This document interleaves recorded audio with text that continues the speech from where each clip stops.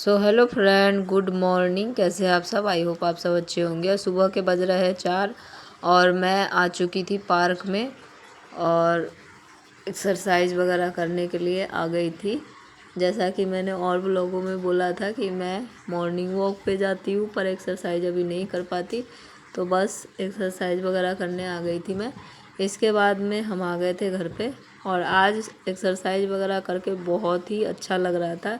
ऐसे लग रहा था बिल्कुल पूरा शरीर फ्रेश फील हो रहा था, एकदम से चुस्ती फुर्ती शरीर में आ गया था और ऐसे लग रहा था कि आज तो बहुत ज़्यादा कुछ भी कितना काम कर लो, ऐसे लग रहा था। तो बस मैं फटाफट से आ गई थी नहा के और फिर मैं आज मंदिर का साफ़ सफाई कर रही थी, क्योंकि वो धुएं से, धूप के धुएं से काला काला हो जाता है। तो बस मैं फटाफट से ये पूरा पूजा का जो बर्तन वगैरह है धो ले रही हूँ और इन सब को धोने के बाद में फिर मैं पूजा करूँगी।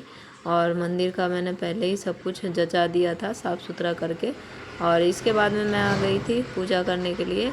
और ये मैंने धूप बत्ती कर लिया है और भगवान को चंदन टीका लगा दिया और बस अब मेरा पूजा हो चुका था। और मैं बना रही थी सैंडविच बच्चों के लिए, अब आ गई थी किचन में।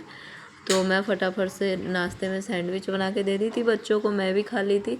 इसके बाद में मैं खाना बनाने लग गई थी और मैं बनाई थी दाल चावल और फली आलू का सब्ज़ी बनाई थी।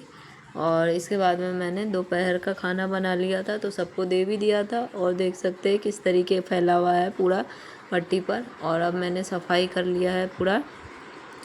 इसके बाद में मैं साफ़ सफाई करूँगी अब घर का। और काम तो मत ही पूछो, काम का कोई कमी नहीं होता।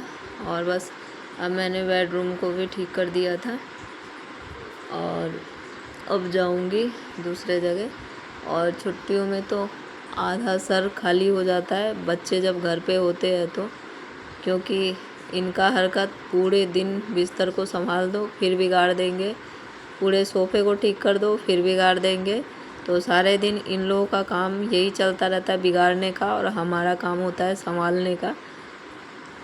तो बस अब हो चुका था शाम और मैं निकल चुकी थी मार्केट के लिए, क्योंकि मुझे कुछ सामान लाना था। तो बस मैं निकल चुकी थी मार्केट के लिए और अब मैं मार्केट में आ चुकी थी और मैंने कुछ सामान वगैरह लिया और निकल चुकी थी अब मैं घर के लिए। और घर पे जाते जाते मैं मोबाइल ही भूल गई थी दुकान पे, तो मेरा तो एकदम हालत ही ख़राब हो गया। याद आया तो फिर मैं वापस गई और वापस मोबाइल लेके आई। एकदम टेंशन ही हो गया था मोबाइल के लिए, लेकिन वो दुकान वाले भैया अच्छे थे तो उन्होंने मोबाइल दे दिया। तो इसी तरीके बस क्या दे